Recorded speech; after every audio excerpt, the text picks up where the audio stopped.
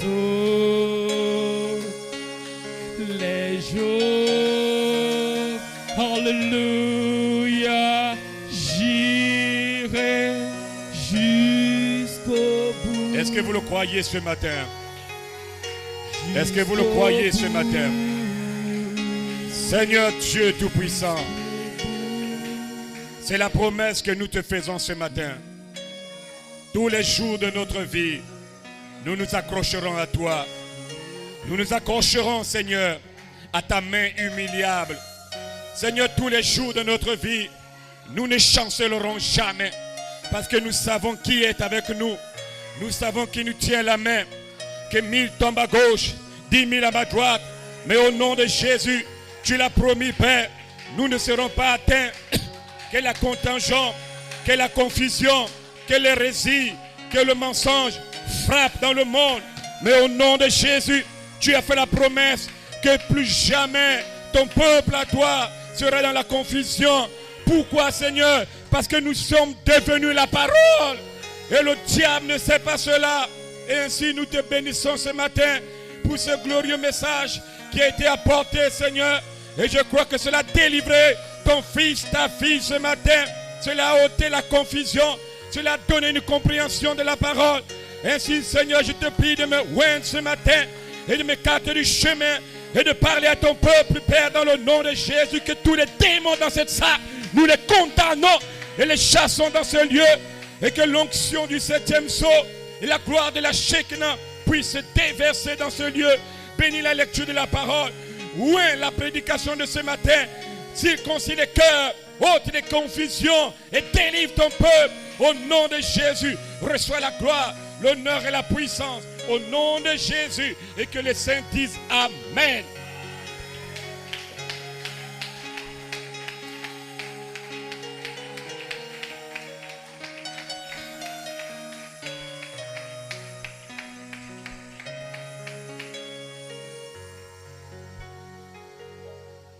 Tous les jours, gloire à Dieu, je serai toujours dans la parole. On va changer, on va ajouter les couplets. On va ajouter les couplets.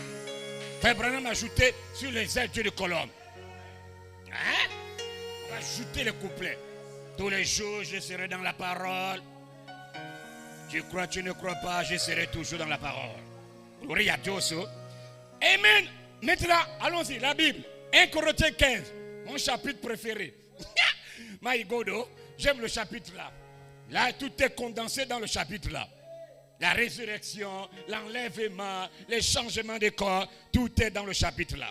1 Corinthiens 15 à partir du verset 40-50. Je vais choisir, attendez. Je prends mon verset 50. Bon, vous connaissez maintenant là, ce que je vous dis, frère. La chair et le sang ne peuvent pas hériter le royaume de Dieu. La chair et le sang ne peuvent pas hériter le corps glorifié. Parce que pour aller dans le royaume, là, il faut le corps glorifié. Veuillez vous asseoir. Je vais lire ça dans une autre version. Traduction. Jean Serdan. Il y a beaucoup de traductions de la Bible. Il y a Louis II, il y a Darby, il y a Scofield, il y a le roi Jacques. Maintenant, là, tu vas maintenant comprendre la traduction. Gloire à Dieu. Bon, allons-y. Mon Dieu, Seigneur, Seigneur Dieu Tout-Puissant. Bon, la chair et le sang ne peuvent pas hériter le royaume et que la corruption n'hérite pas l'incorruptibilité. L'incorruptibilité, là, c'est ce corps-là. Maintenant, allons-y. Voici, je vous dis un mystère. Nous ne mourrons pas tous. Mais tous, nous serons changés. Il y a un groupe de personnes qui ne vont pas vivre dans la théophanie. C'est vous et moi. Les autres qui vivent dans la théophanie, c'est celui qui est mort. Il rentre, mais il y a un groupe que Dieu dit, la théophanie, tu ne rentres pas pour vivre. Tu ne vas pas faire ça. Tu vas quitter le corps là pour le corps racheté. Et la théophanie vient te trouver dans le corps racheté. Pour faire maintenant mon corps. Parce que Dieu a un corps. La théophanie, il y a aussi le corps glorifié. Le Logos, c'est le corps de Elohim. Le Logos, c'est le corps de celui qui n'avait pas de commencement. celui qui condensait l'univers en tout temps et en tout lieu. Il s'est condensé pour créer un corps, le Logos, la lumière. Il a un autre corps glorifié. Vois Jésus, tu vas comprendre le corps là. Bon, la traduction là, ça là, il faut venir acheter la traduction là. La Bible là, c'est une bonne traduction. Gloire à Dieu. Bon, d'accord, je vais quand même... j'ai lu le dernier verset.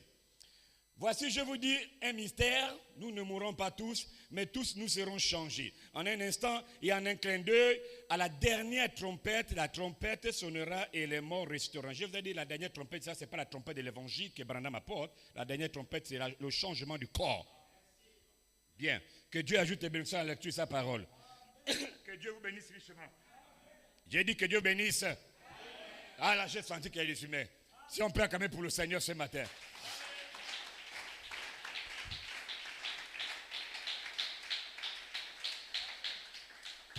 C'est un jour spécial.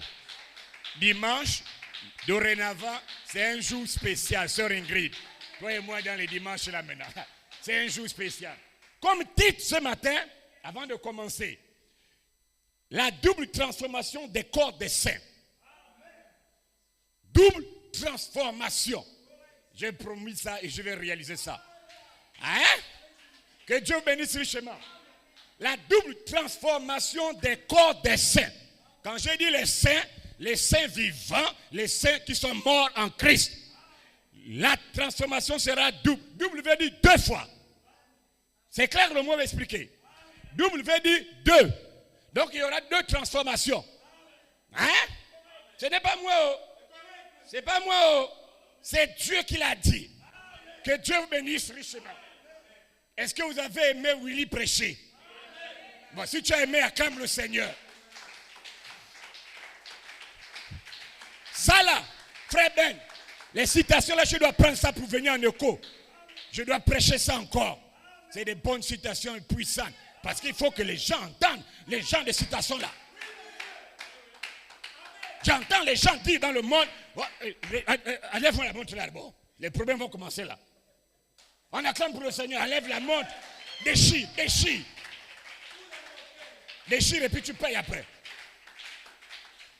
Il déchire et il rend ma montre comme c'était. Gloire à Dieu. Moi j'entends les gens dire, non. Moi je suis croyant du message. Je n'en disconviens pas. Mais c'est une bonne chose. Je crois le message de l'heure. J'ai dit toutes les églises sur la terre ont le même langage. Je crois le message de l'heure. Je crois le prophète. Pour toi, comme moi, nous on croit même frère Coleman. Hein? On est d'accord? On est des croyants du message. On est des croyants du message. Mais ce matin, j'aimerais vérifier qui est réellement croyant dans cette salle. J'ai dit, je vais vérifier qui est réellement le croyant. J'ai dit, dis amen. Je vais vérifier. J'aimerais tester ta croyance. J'aimerais vérifier si réellement tu crois. Hein? Ne crois pas au pasteur, laisse le pasteur. Je vais vérifier si tu crois à un être qui a fait des promesses que l'humain ne peut pas accepter. Le croyant n'est pas celui qui vient dans une église et qui s'assoit comme vous êtes là. Le croyant, c'est celui qui croit la parole de Dieu. C'est celui qui croit les promesses infaillibles du Dieu vivant. L'homme, on l'appelle le croyant. Il doit croire les promesses là de la même manière que Dieu l'a dit. Donc ce matin, si vous êtes vraiment croyant, Dieu doit confirmer sa parole en vous. Vous devez poser la question, quelle est la parole que Dieu va confirmer? Pourquoi je suis à l'église? Pourquoi j'ai accepté Jésus? Est-ce que c'est pour la femme? Est-ce que c'est pour le travail? Quel est le but pour lequel tu as accepté Jésus comme Seigneur et Sauveur? Si c'est pour le mariage, sors de l'église. Bande de perdus. Si tu ne connais pas pourquoi tu as accepté Jésus dans ta vie, tu n'es pas encore délivré. Tu n'as pas encore compris. On n'a pas accepté Jésus parce qu'on a peur d'aller en enfer. Moi, je n'ai pas accepté Jésus pour ça. Moi, je n'ai pas accepté Jésus pour ça. Je n'ai pas accepté Jésus parce que les sorciers me poursuivent dans la famille et Jésus va venir se battre avec le sorcier. Je ne suis pas là-dedans. Je n'ai pas accepté Jésus pour ça. Moi, j'ai accepté Jésus à cause de l'immortalité. À cause de l'immortalité. À cause de l'immortalité. À cause du corps glorifié. Alléluia. Alléluia. Alléluia. Alléluia. Ce matin, Dieu doit confirmer sa parole. Pas dans le chien, pas dans le loup, pas dans l'ours. En moi et en toi. Quelle parole? La promesse de l'immortalité. Dieu va confirmer ça. William Branham, la brochure, attendez, ça va arriver. C'est le 16 août 1964. Attendez, prouvant sa parole. Shekinah traduit ça. Dieu confirma sa parole. Paragraphe 120 à 121. Ce n'est que par les croyants que Dieu peut confirmer sa parole. Punto final.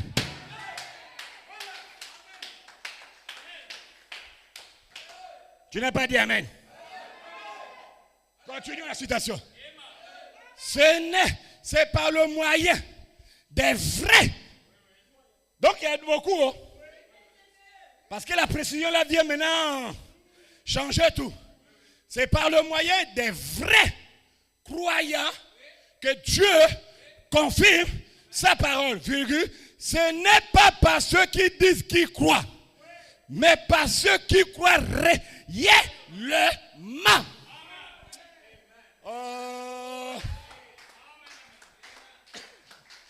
William Branham a prêché une série de brochures. Crois-tu cela? Il y a plusieurs. Maintenant, je vais vous demander si tu crois aussi ça. Hein? Est-ce que tu crois l'immortalité? Est-ce que tu crois le corps racheté? Est-ce que tu crois la théophanie? Est-ce que tu crois le corps glorifié? Le corps glorifié, c'est le corps final. Le corps glorifié, c'est le corps final. C'est le dernier corps qui intervient après la rédemption dans sa totalité. Est-ce que tu crois ça? Est-ce que tu crois l'immortalité? Oh, tu crois ça? Et je bénis Dieu donc pour la saison d'immortalité qui était ouverte. Pour la saison. Écoutez-moi bien, je vais rentrer là-dedans. William Branham, le témoignage d'un vrai témoin. Dimanche matin, 5 novembre 1961, Jefferson Indiana, paragraphe 83 à 84, traduction Shekinah. William Branham, courte citation. Allons-y. Nous sommes maintenant dans la vie, la saison de la vie mortelle. Nous sommes dans la saison de la vie mortelle. Et dans cette saison de la vie mortelle, nous élevons nos enfants. Nous faisons des enfants. Nous nous marions. Nous fondons des foyers parce que nous sommes dans la saison de la vie mortelle. Est-ce que c'est juste? Là, je te parle, là, c'est du mortel, le corps que je vois là. On fait les enfants et toutes ces choses, c'est dans le corps là. Ça, c'est la saison de mortalité. Mes frères, je vous déclare, si vous êtes nés d'en haut, le corps, dit William Branham, retourne à la poussière d'où il est venu. Votre esprit monte là d'où il est venu, virgule, à Dieu qui l'a donné. Est-ce qu'on est là ensemble? Est-ce que l'on est ensemble? Mais il viendra une autre saison, virgule, quand cette saison viendra, ce sera la saison d'immortalité. La saison d'immortalité. Lorsque le Fils de Dieu s'élèvera avec la guérison sous ses ailes, et même gloire à Dieu, avec la guérison sous ses ailes, il sera absolument impossible de retenir davantage ce corps dans la poussière. Il sera impossible, c'est la citation, impossible de retenir les corps là dans la poussière. Ils apparaîtront dans la splendeur du Fils de Dieu. La nature elle-même en rend témoignage. Donc ça veut dire ce matin, si nous sommes réellement des fils de Dieu, nés de l'Esprit de Dieu, la mort, n'ayez pas peur de la mort. La mort ne renferme que la victoire pour nous. La mort ne renferme que la victoire pour nous. Il continue. Car si ce vieux corps corruptible sur lequel Satan a toujours le pouvoir, tombera dans la poussière. Le corps-là, Satan a toujours le pouvoir. Mais ce corps-là va tomber. Et s'il tombe, frère Branham dit, mais ce n'est donc pas, il dit, c'est donc la saison de mortalité. Mais la saison d'immortalité viendra quand l'immortel, voilà l'homme là, l'immortel viendra. Qui est l'immortel? Melchisédek. Et quand il viendra, il emmènera avec lui les esprits immortels qui sont retournés auprès de lui depuis la terre. Écoutez, ils apparaîtront de nouveau à la résurrection. Donc, pour le glorieux millénium. Dites bien amen. Ils vont apparaître là-dedans. Que Dieu vous bénisse richement. Ils vont apparaître. Amen. Ils vont resplendir dans la gloire. Dans sa gloire. Et aucun démon ne peut stopper l'immortalité là. Aucun démon ne peut venir contre cette parole. Dieu va ramener l'homme à l'immortalité. Il va ramener l'homme, gloire à Dieu, à ce corps immortel. Dites bien amen. Maintenant écoutez-moi très bien. En semaine, je parlais avec les frères. Nous étions à la maison. On a communié un moment. Amen. Et quand on communiait, on parlait des choses glorieuses, des différents corps d'Adam. On parlait de ça. Et les frères me disaient, les sœurs, on était nombreux quand même au salon. Pasteur, il faut maintenant aller dans les détails. Il faut expliquer encore plus clair, de peur que ça ne soit plus dans la confusion. Parce qu'apparemment, plusieurs personnes ne peuvent pas me comprendre. Et c'est ça là en réalité mon rôle. Mon objectif, ma pensée, quand je viens maintenant prêcher là, c'est plus avec les visions et les grands points, c'est avec les détails. Chemise Caroline. Avec le chapeau. Est-ce que vous comprenez? Vous comprenez? Ils m'ont dit, non, il faut bien expliquer. Je vais bien vous expliquer en même temps. Parce que quand je parle des corps d'Éden, peut-être que vous ne m'avez pas bien saisi aussi. Amen. Quand je parle d'Éden, moi je parle d'abord, je ne parle pas de Genèse 1, 26. L'homme de Genèse 1, 26 ne respirait pas l'oxygène. Je fais un main où je cherche ce micro-là. L'homme de Genèse 1, 26 respirait ce que Dieu respire. L'ange ne respire pas, frère Lasky. L'ange ne respire pas l'oxygène. Dieu, le Logos, ne respire pas l'air que tu respires là. Les démons, c'est des esprits. Ils n'ont pas besoin de votre oxygène. Pourquoi? À cause des dimensions. Ils ne sont pas dans les mêmes dimensions. Hein? Donc l'homme de Genèse 1, on ne joue pas avec l'homme là-haut. Il a dominé tout. C'est lui qui respirait même sous la mer. C'est l'homme là qui respirait sous la mer. C'est l'homme là qui a donné le nom aux poissons. C'est l'homme là qui pouvait se retrouver au Bénin, en Chine. C'est l'homme là. Il est très dangereux. Hein? À cause d'une autre dimension. Même l'homme de Genèse 2.7, il est aussi dans une autre dimension. Hein? L'homme de Genèse 2.7 est totalement immortel. Quand je parle de l'homme de Genèse 2.7, je vais vous parler de celui qui n'était pas encore dans le péché. Maintenant, allons-y. Je vais encore bien éclairer. L'homme de Genèse 2.7 là, que Dieu a dit faisons, ce n'est pas un homme de péché. Un homme juste, parfait, immortel. Le péché, Adam ne connaît pas. Est-ce qu'on est d'accord d'abord? Maintenant, allons-y. Celui qui vit dans l'homme immortel, c'est l'âme et l'esprit d'Adam. Tiré de l'homme de Genèse 1, 26. Tu as entendu ça là, non? Il sépare. Il vit dans l'homme parfait. Amen. Quand l'homme parfait, là, le corps de chair là, tombe pour devenir corps de péché, corps mortel, c'est le même homme qui était dans l'homme immortel là, l'âme et l'esprit, qui continue à voyager dans le corps mortel, le corps péché. C'est le deuxième corps. Ce n'est pas un autre corps que Dieu va créer pour dire que j'ai créé un autre corps mortel. C'est le corps là qui est devenu mortel, mais l'homme qui était dedans vit toujours dedans. L'âme d'Adam, l'esprit d'Adam voyage dans un autre corps. Quand je dis un autre corps, je vais parler d'une autre dimension, d'une autre dispensation. Je ne parle pas d'un autre corps que Dieu crée. Je parle du corps là que Dieu change de phase. Il quitte de l'immortalité aux mortalités. Mais l'homme, l'âme et Adam et l'esprit d'Adam vivent dans le corps qui est devenu corps mortel. Est-ce que vous me suivez d'abord? Maintenant, quand l'homme là qui voyage, le même homme, Adam, il voyage toujours. Quand le corps mortel tombe, l'âme, l'esprit sortent, vont dans un autre corps. L'autre corps là, c'est encore une autre dimension. Voilà pourquoi, comme je leur disais, quand vous écoutez John Conte 2021, 2022, ou bien même dernièrement un des commentaires que pasteur 12 ans a écrit là, 4 dimensions du corps. C'est un corps qui a 4 dimensions. Hein? Je vais bien m'expliquer, attendez. Je veux que ça pénètre pour vous d'abord, avant que ça parte loin. Maintenant, allons-y.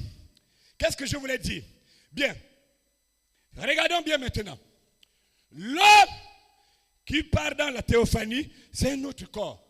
John Conte disait, c'est le même homme avec plusieurs phases. Quand il dit le même homme, c'est-à-dire c'est l'âme, c'est l'esprit d'Adam qui voyage dans différents corps. Différents corps. Mais c'est le même homme avec 4 corps différents.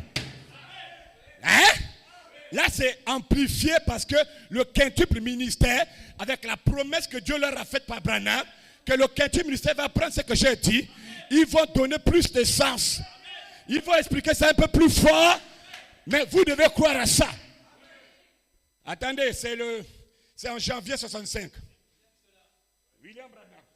Paragraphe 178, traduction, la voix de Dieu. La brochure va arriver. Je ne prêche pas sans ça. Les douleurs de l'enfantement.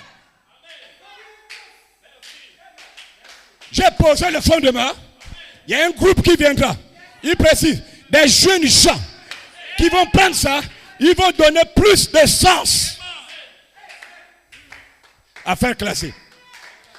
Mais quand tu reviens sur Branham, Branham a dit, il y a 3 corps.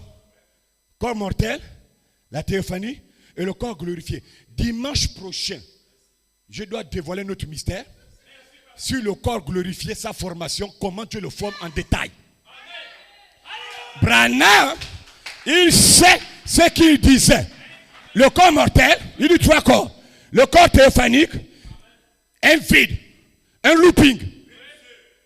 Un looping. Le chaînon manquant. Il saute, il dit corps glorifié. Oh! La condition pour le corps glorifié, la théophanie doit découvrir le chaînon manquant. Parce qu'il y a un vide entre la théophanie et le corps glorifié. Il y a un chaînon manquant. Les scientifiques du message n'ont pas vu ça. Les scientifiques du message n'ont pas vu le chaînon manquant. Pourquoi? Dieu l'a caché aux yeux des sages et des intelligents selon le monde. Je fais amen ou je déchire le boubou.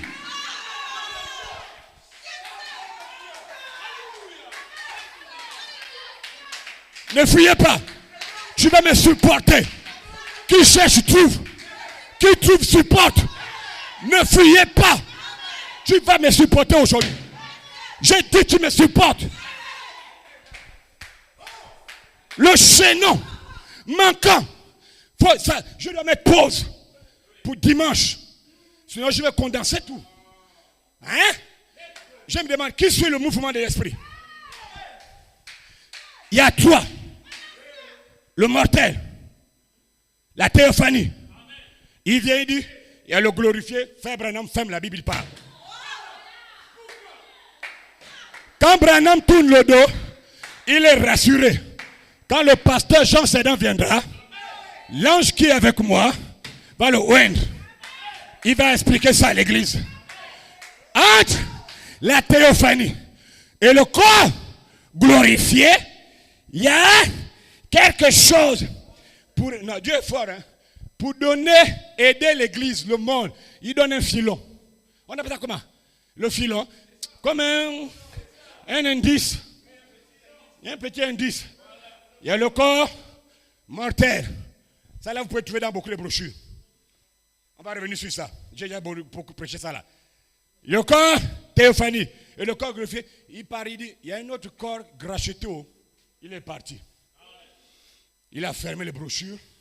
La dernière prédication, c'était le 12 décembre 1965. La communion. Même le message qu'il laisse est dangereux. La communion. Dites amen d'abord. Dites amen. Hein? L'homme, je reviens sur le message, je laisse pour dimanche. Je reviens sur pour aujourd'hui, frère Calais, parce qu'il faut maintenant que je termine. L'homme de Genèse, l'homme qui était en Éden, a voyagé dans des différents corps. C'est des dimensions des corps. Maintenant, allons-y un peu en profondeur pour que je vous comprenne. Je vous explique. Satan imite tout ce que Dieu fait. Satan imite, copie ce que Dieu fait. Maintenant, quand vous prenez la brochure ou les brochures, la restitution de l'arbre épouse, 22 avril 62.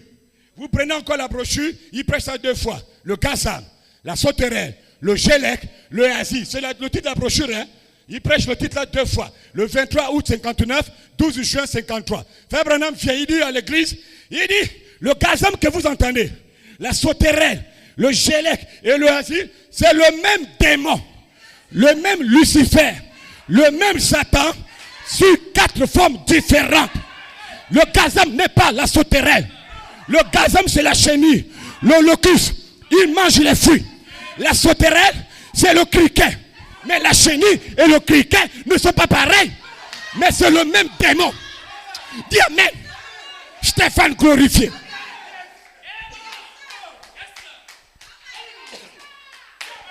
Qui me suit? La sauterelle, c'est le criquet. Le rôle de la sauterelle, la restitution de l'arbre pour que je vous ai dit, il mange les feuilles. Le Gélec, il mange l'écorce. Le asile, son rôle, il veut prendre même le tronc. Lui, il veut manger même les racines. Il veut prendre tout. Mais Dieu ne le permet pas.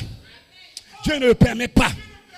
Le même démon, j'ai dit supporte-moi, le même démon qui a agi sous 4 formes là, pour détruire l'église du Dieu vivant, parce que l'arbre là, Branham dit, représente l'église du Seigneur, Jésus.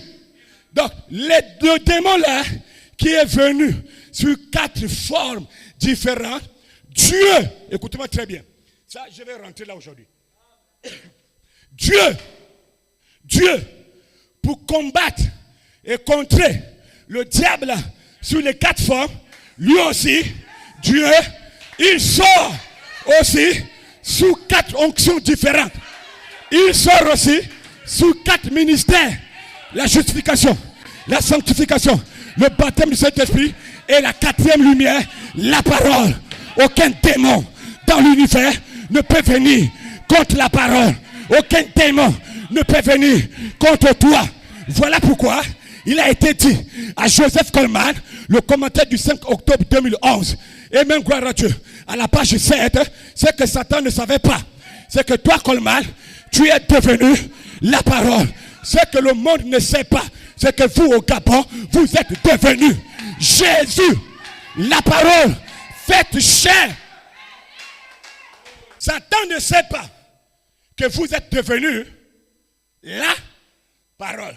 Quand tu deviens la parole, il n'y a pas un démon qui vient contre la parole. Il n'y a pas. Il n'y a pas un démon qui vient contre la parole. Dites bien amen. Il n'y a pas un démon. Maintenant, allons-y. Apocalypse chapitre 6, versets 2 à 6.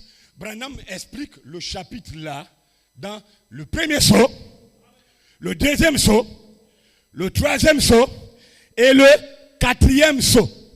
Frère Branham dit, c'est le même démon, le même Satan qui a chevauché 4 chevaux différents. Ici, cheval blanc, cheval roux, cheval noir, cheval pâle. Dites bien amen.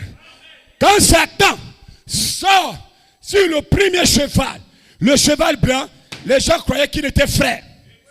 La Bible dit, il avait l'arc. Frère Branham, quand il explique, le premier saut là, il dit, il avait l'arc, il n'avait pas de flèche. Si jamais Satan détenait la flèche, il n'était plus Satan. Parce que la flèche là, c'est pas n'importe quelle flèche. La flèche là, seul Dieu la possède.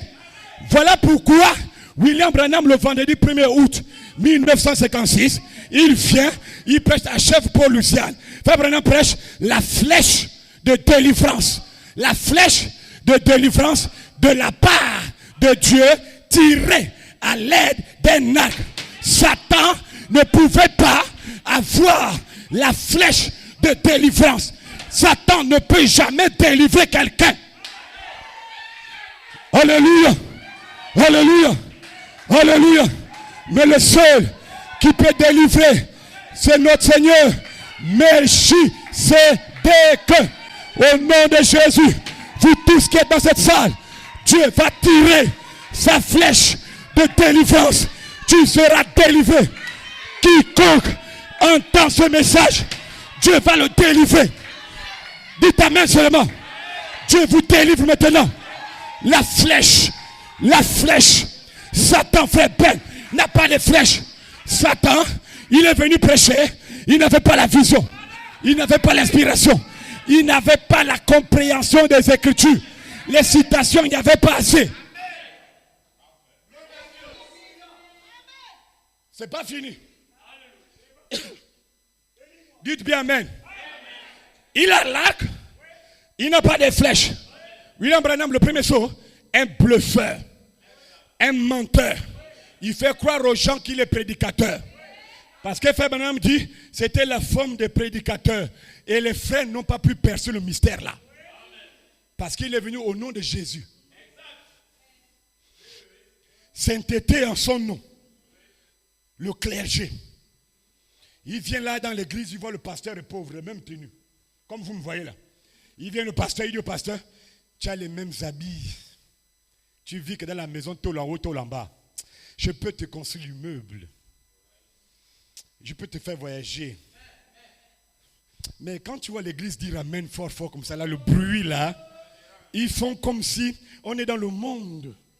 Donc il dit à l'église, ne faites plus ça. Ne dites plus chat. Ne dites plus glorie à Dieu. Ne dites plus je crois l'écriture au mur.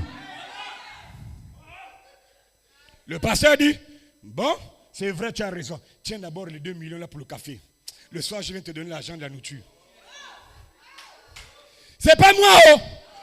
Le premier saut, William Branham lui se connecte au premier âge de l'église. Et le premier âge de l'église, c'est l'âge de fer. Si vous voulez bien comprendre le premier saut, étudiez le premier âge de l'église. Vous allez voir comment l'esprit là a travaillé dans le premier âge de l'église appelé Éphèse. Bon, je ne suis pas là-bas. Ce n'est qu'une parenthèse. Maintenant, remarquez encore. Quand Satan est sorti sur le cheval blanc, avec l'arc, mais sans les flèches, il y a un être qui a appelé quelqu'un, viens et vois. Viens et vois. Il regarde. Dieu, pour combattre l'onction démoniaque qui était rentrée dans l'église, oh, je vais dire bientôt, je vais dire ça. Dieu, pour combattre le diable qui était sur le cheval blanc, il n'a pas envoyé le loup. Dieu n'a pas envoyé panthère. Il n'a pas envoyé l'ours. Dieu n'a pas envoyé le dragon de Chine. Il n'a pas envoyé le tigre. Il n'a pas envoyé le léopard. Mais Dieu, quand il a vu que le diable s'était déguisé comme un frère, Dieu pour combattre le démon là, il a envoyé l'onction du lion. Alléluia. Je ne suis pas un loup. Je suis un lion. Un lion. Le lion de la tribu. Alléluia. Il n'a pas envoyé le loup. Il n'a pas envoyé l'ours. Non. Il a envoyé le lion. Ça, c'était la première onction que Dieu a envoyée pour combattre le premier démon. Le premier Satan sur sa première forme. Allons-y. Quand il est venu dans le deuxième cheval, le cheval roux, Dieu a envoyé une autre onction. Il dit au lion, dors. Attends, j'ai envoyé une autre onction. L'onction là, parce que le roux, c'était le sacrifice. l'âge des martyrs, ont tué les chrétiens. Il dit aux gens là, vous avez le lion, vous allez vous battre, vous allez mourir avec la colère. Laissez-moi donner une autre onction vraie. Il donne l'onction du faux. Le faux, c'est le sacrifice. Je suis un faux. Je me sacrifie pour la parole. Peu importe ce que les démons peuvent dire, je vais me sacrifier pour ça. Quand Satan a changé de cheval pour venir prendre le cheval noir, écoutez maintenant, Frère Branham dit, le noir là, c'est l'escroquerie dans l'église. Les ventes de prières, et ainsi de suite, escroquer. Je vais envoyer une autre onction. Là, il ne va plus se sacrifier. J'envoie l'homme, l'intelligence, pour combattre ça. Le diable voit qu'on le combat, il change de phase. Le diable rentre dans sa 4e phase. Dieu dit, bon, d'accord.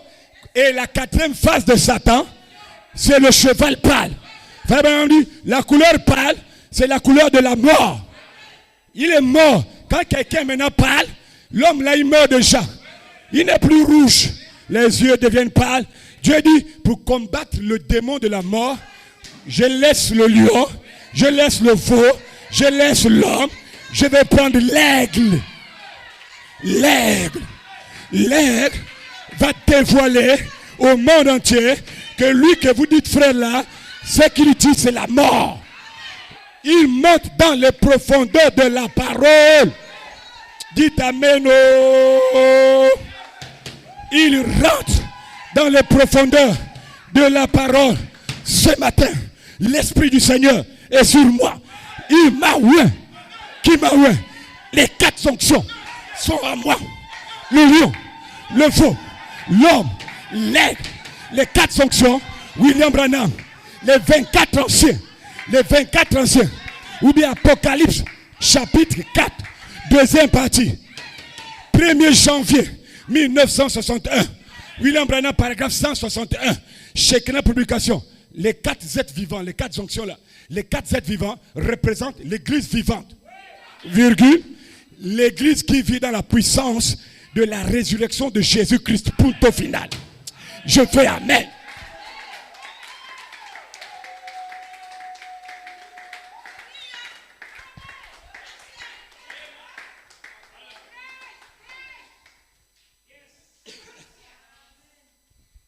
Qui me suit?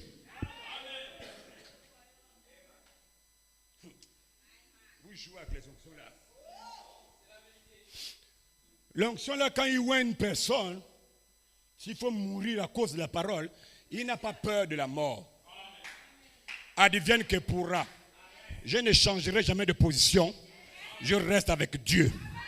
Parce que quand ils sont arrivés, renie que Jésus est Seigneur. Dis que tu n'es pas chrétien. L'homme qui disait qu'il n'est pas chrétien, on l'épargnait la vie. Celui qui dit, tu perds du temps. Je ne peux jamais changer. On le tue. Le sacrifice. Le faux. Le veau. Si tu es un veau, il faut savoir te sacrifier quand Dieu a dit. J'ai dit peu importe. La parole, ce n'est pas quelque chose de collectif. Paul, 1 Corinthiens 14, est-ce de chez vous que la parole de Dieu est venue seule?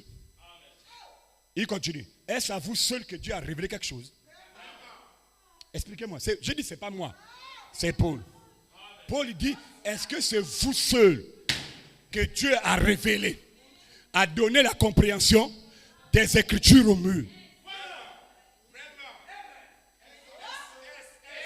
Paul dit, regardez combien grand est le ministère que Dieu m'a donné. Je ne me glorifie pas, mais je sais que mon ministère apostolique a produit des enfants. J'ai dit, c'est pas moi, oh.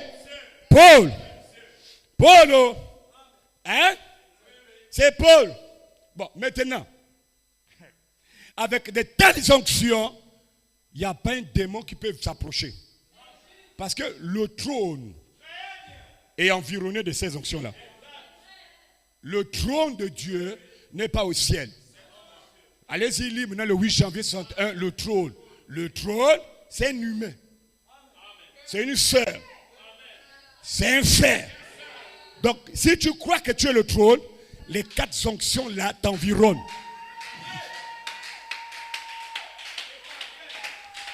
Et si les 4 onctions t'environnent, quand un démon sort sur un des chevaux, Dieu détache une onction pour dire au démon là, stop.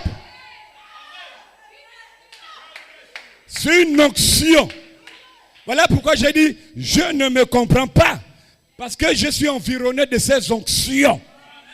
Dites amen. Et c'est l'onction là qui m'amène à prêcher ce matin la double transformation des corps des saints. Est-ce que vous me suivez d'abord? Bon, maintenant je vais rentrer dans quelques minutes. Suivez-moi bien. J'aimerais vous faire comprendre cela. Pour vous faire comprendre ça, j'aimerais que tu voyages avec moi. Et tu voyages pas en France, pas aux États-Unis. On va en Israël. On va en Israël, pas Israël de maintenant. J'ai dit, repartons à Abraham. Hein? Je te ramène dans l'Ancien Testament, suivez-moi bien, chez un vieux couple de 100 ans et de 90 ans. Là-bas, il n'y a pas encore les immeubles. Il n'y a pas encore les maisons en dur comme vous voyez trop fort là. C'est les tentes. C'est parce que tu vois la maison là maintenant que je vois. Allons-y. Bon, allons-y. Dieu, un moment arrivé, il a parlé avec l'homme là trop bien, fort. Je vais revenir sur certaines choses. Il vient, il voit Abraham et Sarah. Il dit à Abraham et Sarah, je te visiterai au temps de la vie. Sarah et toi, vous aurez un enfant. Quand Melchisedec donne la promesse là à Abraham, derrière la promesse est caché un mystère. Mais quand Dieu parle à Abraham, il ne dévoile pas le mystère. Quand Dieu parle à Abraham, il met le mystère dans « je te visiterai ». Et Sarah aura un fils. Or, derrière la promesse que Dieu dit à Abraham là, derrière est caché le mystère de la translation de leur corps. Est caché le mystère de la transformation de leur corps. Dieu ne leur a pas dit ça ouvertement.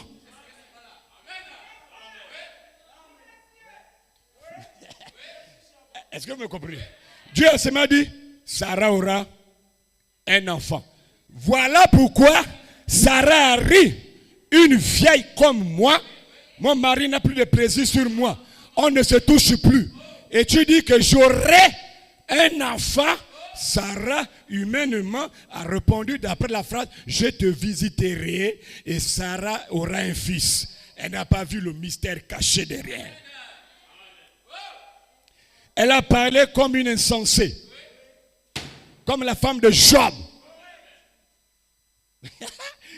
My God, est-ce que quelqu'un me suit d'abord? Allons-y. William Branham, l'alliance inconditionnelle que Dieu a traitée avec le peuple 14 août 54. Je vais revenir sur la brochure là, paragraphe 32. Ce que Dieu a fait avec Abraham et Sarah, écoute la prophétie, il le fera avec sa postérité après Abraham. Là, je vous vois bouger les têtes. Je vois que vous comprenez jusqu'à présent. Que Dieu vous bénisse. Ça me fait plaisir de continuer. Maintenant, allons-y déjà dans les Écritures, voir ce que Dieu a fait avec Abraham et Sarah pour comprendre la prophétie qu'il dit sur toi, tu auras la même chose. Hein? D'abord, de manière générale, pour commencer d'abord, William Branham, c'est une des brochures que je vais citer tout à l'heure, l'alliance de la grâce d'Abraham, 17 mars 61, Middleton, Ohio. Paragraphe 49 au paragraphe 59. William Branham dit, les passages par lesquels Abraham est passé, sa descendance après lui doit passer. Il cite Genèse 12. Quand Dieu, en Genèse 12, a appelé Abraham, il était un païen. Quand il a appelé Abraham, c'était la justification. Genèse 12, retenez bien, la justification. Genèse 15, Abraham fait le sacrifice, il tue les machins, c'était la sanctification. C'est pas moi, hein? Je vous ai donné déjà les brochures. Frère Branham. Genèse 17, Dieu prend une partie de son nom, H-A-M, il colle à Abraham pour devenir Abraham. Parce qu'à l'époque, il ne s'appelait pas Abraham, il s'appelait Abraham. Le H-A-M que Dieu donne à à Abraham, c'est sa vie, son esprit. Ce qu'il donne là, c'est le baptême du Saint-Esprit. C'est pas moi, hein? William Branham. Je ne fais que vous revenir. Je suis encore dans la citation. Genèse 18, c'est le placement d'Abraham. L'adoption d'Abraham. C'est pas moi, oh. Genèse 18. Ce que Dieu a fait là, ça veut dire que là où tu es là, tu seras justifié, sanctifié, tu auras le baptême du Saint-Esprit dans le nom de Jésus. Et il y a la quatrième chose que Dieu doit faire avec le corps de péché. Il doit t'adopter. Tu me suis? Tu me suis? Bon, maintenant revenons, allons-y retrouver Abraham et voyageons un peu. Je me tiens comme un prophète. J'ai les yeux de prophète à ce moment. Là, je joue le rôle d'un prophète. Fais l'œuvre d'un prophète. Les démons n'aiment pas entendre ça. Bon, maintenant, allons-y. Je n'aime pas parler de moi-même. J'aime parler de mes pères dans la foi. Je t'ai déjà dit, toi-même qui es là, quand tu veux venir me voir, rassure-toi que tu as d'abord écouté la bande que j'ai dit. Après, maintenant, tu regardes les brochures que j'ai données. Tu écoutes les brochures, tu lis. Si ce n'est pas ce que j'ai dit, dis que tu n'as pas dit la même chose, on arrange. Quand je vous donne les brochures, comme ce que je vais faire aujourd'hui, ce que j'explique là, ce n'est pas moi qui explique. J'explique ce que Branham a dit. Allons-y. Qu'est-ce que Dieu a fait avec Abraham pour que tu me comprennes? Je vais aller bien. Bon, maintenant allons-y. Pour comprendre ce que Dieu a fait avec Abraham, je prends la première brochure que j'ai donnée au départ. Mais là, je remonte à un autre paragraphe. L'alliance inconditionnelle que Dieu a traitée avec le peuple 14 août 1954. On prend le paragraphe 30 à 32. 1. 2. Abraham et sa postérité après lui. C'est des brochures que j'ai données, on ne comprenait pas. Je vais revenir sur ça maintenant en détail. La brochure numéro 2, Abraham et sa postérité après lui. Ça là, c'est le dimanche 16 avril 1961, Bloomington, Illinois. Paragraphe 95 à 96. Supportez-moi d'abord pour tout ce que je vais citer là. Shekinah, publication. Numéro 3, le véritable saut de Pâques, dimanche 2 avril 1961. Paragraphe 140 à 143. Jeffersonville, Indiana. 4. Entrée dans l'esprit. 28 avril 1961. Paragraphe 15. Shekinah publication. 5. L'alliance inconditionnelle. Tout court. Samedi 6 mars 1954. Paragraphe 62 à 67. 6. L'alliance de la grâce d'Abraham. 17 mars 61. Middleton, Ohio. Paragraphe 66 à 68. J'ai cité 6 brochures. Quand je demande, ne m'arrête plus. Ce que je vais dire devant se trouve dans les brochures là. Si j'ai donné les 6, ce que je dis, si tu ne découvres pas dans les 6, viens me voir. Si tu as une brochure et que ce que je dis, ce n'est pas ce qui est dans la brochure que tu as là, cherche les 6. Les 5. Maintenant, si tu crois que ce que je dis, c'est ce qui est écrit, crois ça. Prends les brochures, dors en paix et répète ça même les yeux fermés. Allons-y. William Branham dans ce message. Bon, maintenant pour plus de précision, je prends même 2 d'abord. Bon, je prends d'abord une. Le véritable saut de Pâques. Parce qu'il prêche le saut de Pâques en avril 65. Là, c'est le véritable saut. Maintenant, Frère Branham dit, il veut parler d'Abraham et Sarah pour expliquer ce qu'il va faire avec toi et à moi. Maintenant, allons-y. Frère Branham dit, je vous ai dit que Dieu a ramené Abraham et Sarah en un jeune homme et en une jeune femme, une jeune fille si tu veux, jeune. Maintenant, les gens, les prédicateurs, les pasteurs dans le monde peuvent penser que ce que Dieu a fait avec Abraham, c'était quelque chose de spirituel. On va vérifier dans les Écritures et avec Branham si c'était quelque chose de spirituel. Parce que chacun a sa position des Écritures. Mais la seule vraie position, c'est celle de la parole Tu dois prendre ta compréhension pour la ramener à la parole. Si ça s'emboîte, prêche-la. Hein? On est d'accord? Maintenant, allons-y. William Branham dit, si vous voulez maintenant voir un peu le genre de personnes là, il dit, n'oubliez pas, remarquez bien, Sarah, il pose la question. Sarah, à quel âge? 90 ans. Abraham, à quel âge? 100 ans. Et ils ont marché en allant à Guérard, chez un Philistin, appelé Abimelech. William Branham, la 6e brochure, l'Alliance de la grâce, et même d'Abraham, paragraphe 66 à 68, Frère Branham dit, ils ont parcouru une distance de 450 km. Regardez bien, n'oubliez pas, c'est un homme de 100 ans, il s'avère. Et un homme de 90 ans qui frappe 450 km pour aller en Égypte, je ne sais pas si c'était en Égypte, chez le roi Abimelech. Le roi Abimelech, Frère Branham dit, remarquez un peu, quand le roi Abimelech, c'est pas moi, hein, je vous explique ce qui est écrit dans les brochures. Quand le roi Abimelech a regardé Abraham et Sarah venir, il dit, de ma naissance, jusqu'à là où je suis roi là, j'ai jamais vu une belle fille comme ça. Il appelle belle fille une maman de 90 ans. Frère Branham dit, avez-vous remarqué le mystère? Sarah n'avait plus 90 ans. Il dit, parce qu'il est impossible à un roi de cette taille de tomber amoureux d'une vieille maman, alors que dans le pays, il y a de belles jeunes filles. Il dit, Dieu avait d'abord transformé Abraham et Sarah pour les ramener à leur état initial quand ils étaient jeunes d'abord. D'abord. Et Sarah, quand Dieu la ramène comme ça, elle n'est pas enceinte. Elle voyage là chez Abimelech. Sarah n'est pas en grossesse. Sarah ne porte pas de bébé. Sarah n'a pas encore Isaac. Elle n'a pas encore les symptômes. Frère Branham dit, pour qu'elle puisse avoir l'enfant, de nouveau, Dieu a dû faire quelque chose encore de différent. Il dit, qu'est-ce qu'il a fait? Il a changé le corps d'Abraham et de Sarah pour qu'ils reçoivent le fils. Mais il les a d'abord rajeunis. Le rajeunissement était différent. Frère Branham dit, s'il demeurait dans le rajeunissement, il est impossible au-delà de recevoir le fils.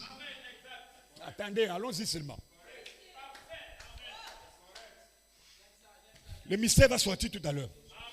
Allons-y. Il continue. Je prends la brochure, le véritable saut de Pâques. Il continue. Quelque chose doit se faire. Dites Amen. Quelque chose doit se faire, virgule. Frère, est-ce que suis-moi? Écoute le français. Citation de Branham. Outre le fait que Dieu va nous ramener à l'état de jeune homme et de jeune femme, virgule, nous devons. Outre, l'avait dit quoi? En dehors le fait que Dieu te rajeunit d'abord, Dieu doit encore te changer. Il dit, te transformer pour l'enlèvement, pour rencontrer Jésus dans les airs. Que Dieu te bénisse. Maintenant, allons-y. Abraham et sa postérité après lui que j'ai donné le 16 avril 61. Paragraphe 95 à 96. Frère Branham, si nous redevenons jeunes hommes, jeunes femmes, nous ne pouvons pas toujours recevoir Jésus. Nous n'allons pas toujours recevoir le Fils. Il dit parce qu'il y a continuité. Il dit si nous voulons recevoir le Fils, il nous faut avoir un corps changé à l'enlèvement.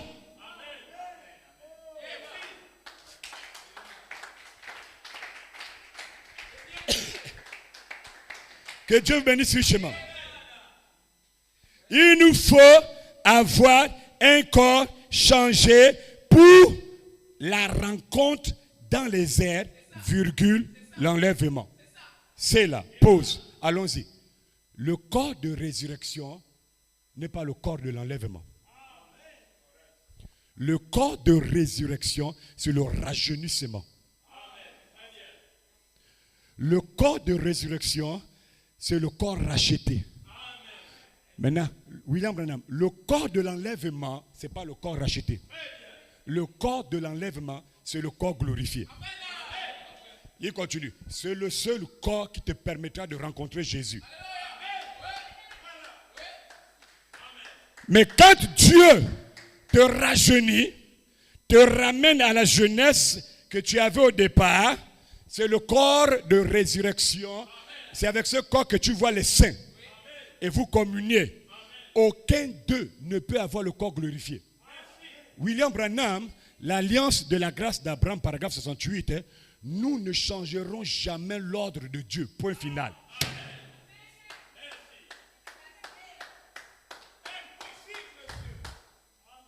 C'est pas fini. Quelque chose, je reviens, doit être fait, c'est pas moi, outre le fait que Dieu va nous ramener. Ça veut dire que la jeunesse, là, on l'a perdue. Tu as perdu la jeunesse à quel moment que Dieu te ramène. Ramener, c'est le rachat. On te ramène à ce qui a déjà existé. Mais il y a ton père terrestre, Adam, qui avait un corps qui n'était pas d'abord comme le corps là. C'était un corps jeune, rajeuni. Dieu dit, je te ramène là. C'est pas moi, c'est Branham. En dehors, le fait que Dieu te ramène dans le corps jeune, virgule, nous devons être changés et enlevés pour rencontrer le Seigneur dans les airs. Après quoi vient, il dit, la chose qui suit, la chose qui vient, c'est l'enlèvement de l'église. Et écoutez, ainsi que le changement des corps des saints endormis pour rencontrer Jésus dans les airs. Je m'arrête d'abord là. Frère Branham dit que le corps des saints sera changé, c'est dans l'enlèvement là. Bon, maintenant, Branham te dit que le corps des saints se change dans l'enlèvement.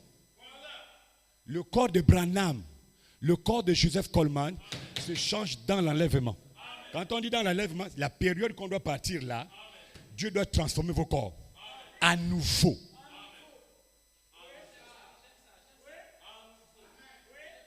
Dieu va changer vos corps.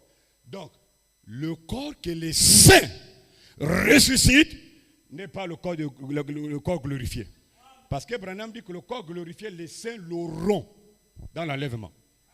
Donc, quand les saints ressuscitent, ils viennent directement dans le corps rajeuni. Dans le corps racheté. Dites Amen.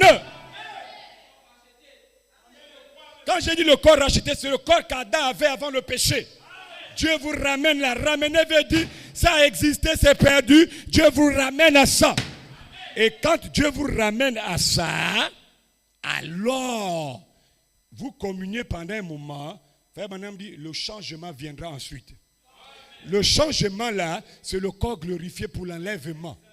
Ne confondez pas les corps. Le corps de résurrection, c'est le corps racheté, le corps rajeuni. Le corps de l'enlèvement, c'est ainsi dit le Seigneur. C'est Branham qui le déclare. C'est le corps glorifié.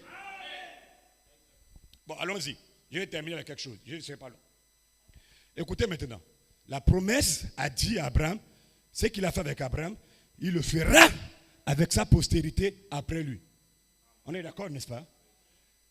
Galates chapitre 3, verset 16, la Bible ne dit pas à ses postérités, mais la Bible dit à sa postérité. C'est pas moi, c'est Paul.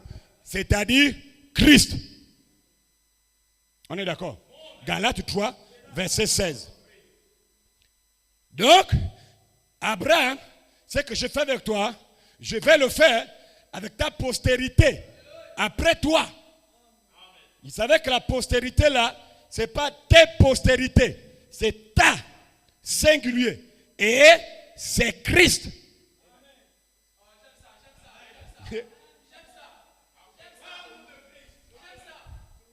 Le premier de la descendance d'Abraham n'est pas Isaac. Là, je ne parle pas de cette sémence naturelle. Là, je parle de Jésus-Christ. Je vous ai prêché dimanche dernier. Quand Jésus est venu sur la terre, étant la postérité d'Abraham, il devait s'aligner à ce que Dieu a fait avec Abraham. La première chose, quand Jésus est mort et qu'il est ressuscité, il est impossible. D'après Branham, Jésus n'est pas resté directement dans le corps glorifié. Ça brise ce qu'il a fait avec Abraham.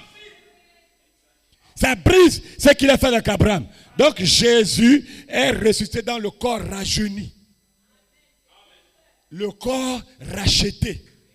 Parce que c'est la postérité d'Abraham. Et, n'oubliez pas la citation, la nuit, Jésus a pris un autre corps.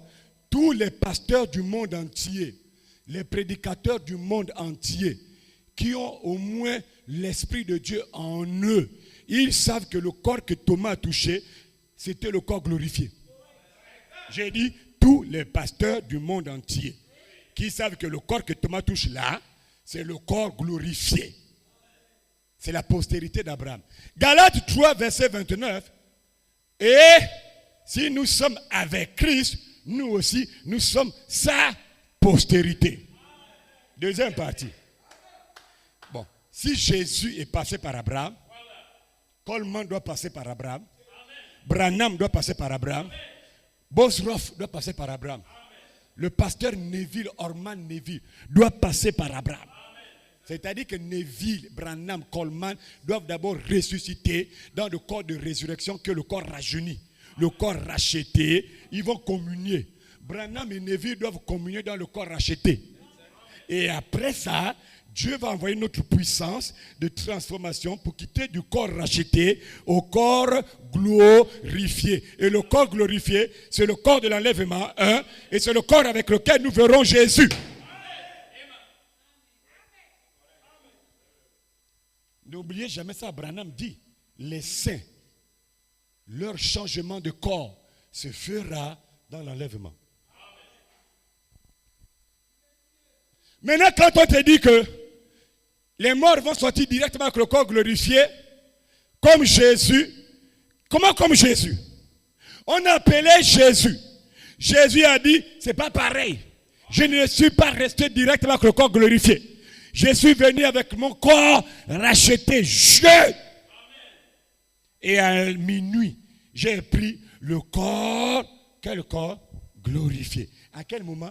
À minuit. Écoutez encore, il y a une autre écriture qui me vient. Le dimanche matin, 19 juillet 64, la fête des trompettes, la voix de Dieu traduction. Paragraphe 301 à 302. William Branham Code, citation. Le message de l'heure, c'est de redevenir jeune. Virgule, Abraham est redevenu jeune. Virgule, c'est un mystère, écoutez, qui doit être révélé en ce jour, maintenant, par le Fils de l'homme. Le corps racheté fait bête, c'est un mystère. Et comme c'est un mystère, c'est un sceau. Et comme c'est un sceau, quand le sceau s'ouvre, il y a une guerre des Écritures qui est déclenchée dans le monde à cause du corps mystère. Donc le corps racheté, je comprends maintenant pourquoi il y a la guerre, parce que c'est un corps mystère. Le message de William Branham, c'est de vous ramener à la jeunesse qu'Adam avait. C'est ainsi dit le Seigneur. Moi, je ne vous comprends pas. Branham dit c'est de redevenir. Il y a une jeunesse qu'on a perdue. On revient à ça. Mais ce n'est pas le corps glorifié. C'est mal comprendre les Écritures. Et William Branham, la demeure future de l'époux terrestre et l'époux céleste, le 2 août 64, paragraphe 195, la preuve qu'un homme a le Saint-Esprit dans son âme, c'est la compréhension claire des Écritures. C'est pas moi. La demeure future, paragraphe 195, traduction voix de Dieu. La preuve qu'un homme a le Saint-Esprit, regardez-le quand il prêche, est-ce qu'il arrive à faire comprendre ou bien il attache les gens pour les balancer en enfer.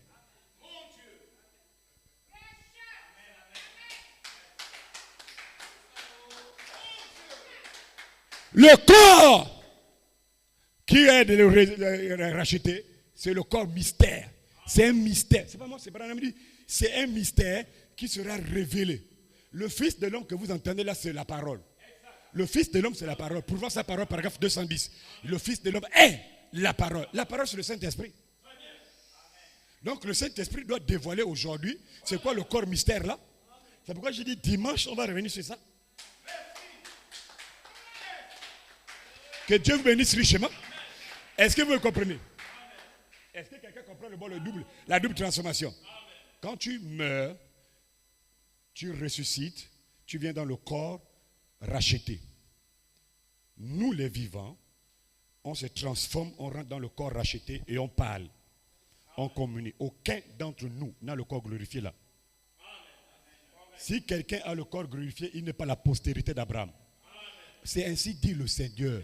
La postérité d'Abraham doit d'abord rajeunir, revenir au corps d'Adam. Maintenant, quand quelqu'un te dit qu'il y a des parents qui vont venir dans le corps glorifié, ce n'est pas de la résurrection de Jésus. Je vous en prie.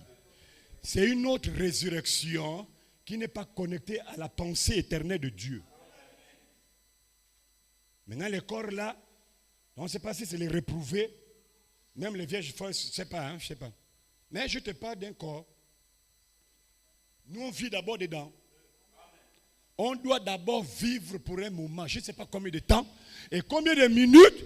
Une chose ici, c'est qu'on doit communier. William Branham, je vous ai donné la brochure, le paragraphe 142, là, les 10 vierges. Nous devons d'abord nous rencontrer avant de voir Jésus. Mais pourquoi vous êtes méchant? Quand on se rencontre, on n'a pas le corps de Jésus. Quand on se rencontre, on doit avoir le même corps. Quand on rencontre Jésus, on doit avoir le même corps. Je vais m'expliquer là. Quand on se rencontre, les frères et les frères, on a le corps racheté ensemble. Quand on rencontre Jésus, on a le corps que Jésus a, c'est le corps glorifié. C'est deux rencontres différentes avec deux corps différents. La rencontre des saints, c'est le corps racheté. Mais la rencontre avec Jésus, c'est le corps glorifié. Donc là où je te parle, d'après ce que je vous ai dit, mon prophète que Dieu m'a envoyé, William Branham, lui, dans la 6e dimension, il est dans l'expectative d'attendre son corps racheté. Je vous ai donné la brochure. Je vais jurer. 22 février 55, paragraphe 44. Phoenix, Arizona. Maintenant, vous êtes glorifiés dans la présence de Dieu, mais nous attendons notre corps racheté. Nous là, je vous ai fait expliquer cela. Branham est dedans. Donc Branham dit, j'attends mon corps racheté. Branham sait ce qu'il dit. Et il sait que quand il ressuscite dans le corps racheté. Bon, dites-moi un peu, Dieu a envoyé Branham comme prophète de tout l'âge. Dans la pensée de Dieu, il ne t'a pas vu. Il a vu Branham comme prophète. Seul. Le prophète là, Dieu a dit, fais ça et dis ça. C'est pour tout le monde. Quand Branham vient, il dit, moi j'attends le corps racheté. Branham meurt. Là où je te parle là, dans la 6e dimension, Branham attend le corps là. Voilà pourquoi il crie, jusqu'à quand Seigneur? Jusqu'à quand Seigneur? Il veut revenir au corps là. Et après, récupérer ce que Dieu lui a promis. Parce qu'ils n'ont pas été créés pour vivre dans les théophanies. Ils ont été créés pour vivre dans les corps de chair. Oh my God, oh. Est-ce que vous comprenez maintenant cela? Est-ce que vous le comprenez d'abord? Donc, le corps de l'enlèvement et le corps de résurrection, c'est deux corps. Maintenant, allons-y, je termine avec ça. Le commentaire du 5 juin 2011, page 24. Revenez maintenant. Frère Coleman, le commentaire, il dit ceci. Nous sommes vraiment dans les jours bibliques. Tu vois que le commentaire là te remet dans la Bible. Si ce n'est pas biblique, ne crois pas. Nous sommes vraiment dans les jours bibliques et, maintenant écoutez, la puissance vivifiante, virgule, la même puissance qui a transformé le corps d'Abraham se glisse dans ton corps. Écoutez-moi bien l'écriture. Hein?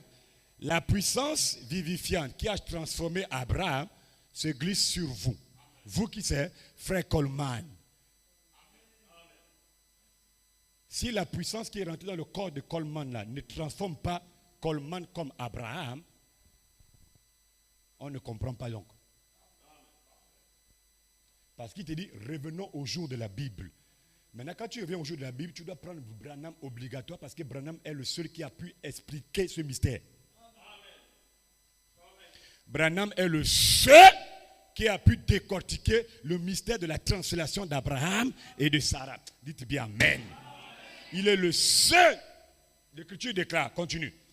La chose la plus importante, ça serait le témoignage de ce qui était sur l'Écriture au mur, que vous serez transformés. Vous seriez transformés dans votre nouveau corps. Ça, c'est ce que Dieu parle à Frère Coleman.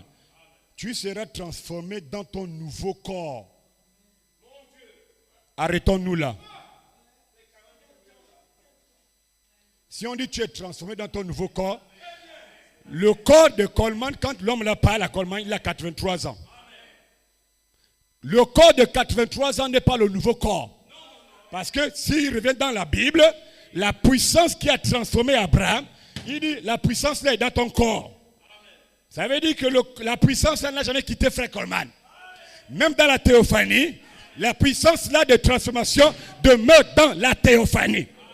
Parce que quand vous regardez même Élisée, Ézéchiel, même les eaux, même la poussière, ça a la même puissance. La puissance de résurrection. Vous seriez transformés. Qui a dit ça? L'Écriture au mur. L'Écriture au mur, il y a autre chose que je vais vous expliquer. C'est des visions qu'un homme avait et il parlait. Et on appelle ça l'Écriture au mur. Parce que Branham a prêché ça peut-être 5 fois. L'Écriture sur la muraille. L'Écriture sur la muraille. Il dit, Frère Branham, les 3 sortes de croyants, l'Écriture sur le mur, seuls les spirituels comprennent ça. William Branham. C'est pas moi. L'Écriture au mur, seuls les spirituels comprennent ça. Allons-y d'abord. Je termine avec ça. Il y en a beaucoup à faire aujourd'hui. Vous seriez transformés dans votre nouveau corps. Quand on dit nouveau corps, c'est que le corps de 83 ans n'est pas le nouveau corps. Ça veut dire que Coleman doit d'abord revenir sur son nouveau corps. Le nouveau corps de Coleman, c'est le corps rajeuni. Parce que la puissance qui a transformé Abraham a d'abord rajeuni Abraham. La même puissance qui a transformé Abraham, on dit c'est dans ton corps. Et maintenant, quand tu seras dans ton nouveau corps rajeuni, dans ton corps racheté, il y a une transformation qui va se faire. Et la transformation là, ce sera ton corps glorifié.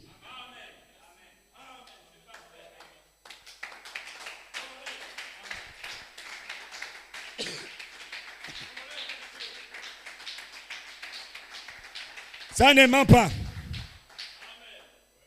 Transformer de nouveau.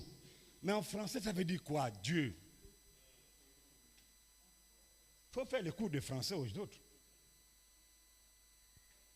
On n'a pas besoin du Saint-Esprit, on a besoin de comprendre le français. Je termine avec le dernier commentaire. Le 1er juin 2011, page 5. Et je vais prendre encore le 1er juin 2011, page 7. L'Écriture a dit à Frère Coleman, mon fils Joseph Perfection Coleman, il faut te réjouir. Réjouis-toi vraiment. Parce que là où je te vois, là, mon fils, Joseph Perfection, tu es environné. Environné. L'ange, il a commencé à citer environné. Il est resté là, environné. 9 fois, il a cité environné. Il dit, ils ne partiront pas. Il qui? Les anges que tu as vus là, les 9 anges là, ne partiront pas où? Jusqu'à ce que la jeunesse soit rendue à tes eaux. Coleman est mort à 83 ans, 84 ans. Il n'est pas mort jeune. Mais la jeunesse, la promesse a dit, doit revenir sur tes eaux. C'est des prophéties. Donc ça veut dire que là où je vous parle là, les anges veillent sur l'écriture là. Les anges ne peuvent pas quitter là, que Coleman ne revienne dans ce corps jeune. Maintenant allons-y. Je prends le même commentaire. Le 1er juin 2011, page 7, Frère Coleman.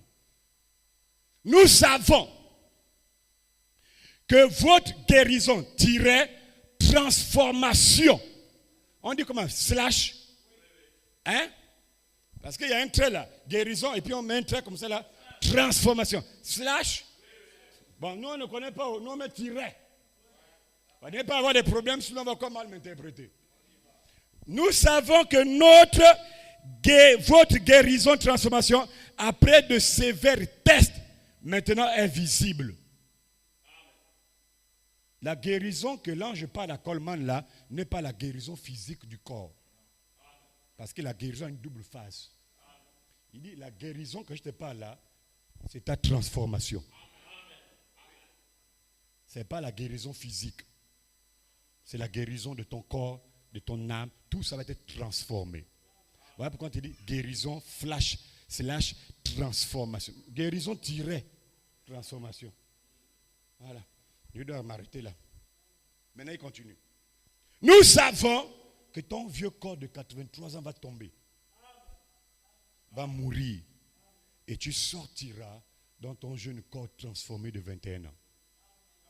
C'est que l'ange dit à Frère Coleman là, c'est une prophétie qui doit se connecter à la Bible et à William Branham. Donc Frère Coleman, quand il ressuscite, d'après ce que Elohim lui avait dit, tu dois d'abord revenir dans le corps racheté. C'est ton corps, c'est ton nouveau corps. Ton corps de 83 ans n'est pas ton nouveau corps. Ton corps de 83 ans, c'est ton vieux corps. Mais tu auras un nouveau corps. Quand tu seras dans ton nouveau corps, tu seras à nouveau transformé.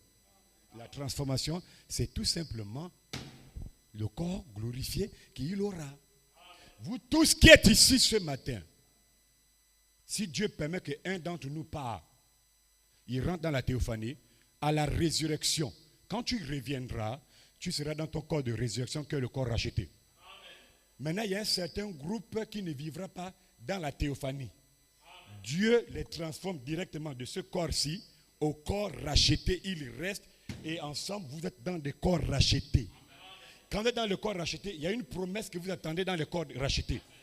Donc, à la résurrection, on a une promesse que nous allons attendre. Donc, on va attendre la promesse là à la résurrection. La promesse que nous attendons à la résurrection dans les corps rachetés, c'est la promesse du corps glorifié. Donc, après ça, on se transforme pour rentrer dans le corps glorifié et c'est l'enlèvement. Quand on est enlevé, c'est pour rencontrer Jésus. Jésus descend parce qu'il sait maintenant que les corps qu'ils ont là, ce n'est pas le corps racheté. Même Jésus se rassurera d'abord si réellement vous êtes déjà dans le corps glorifié. Il descend. La condition de Jésus, quand il descend, il doit descendre en étant sûr que son épouse a déjà le corps glorifié. Dans l'enlèvement. Voilà pourquoi il enlève. N'oubliez pas, le changement des corps des saints endormis, dit William Branham, le véritable saut de Pâques, se fera dans l'enlèvement. Pas à la résurrection. Que Dieu vous bénisse richement. On acclame pour le Seigneur.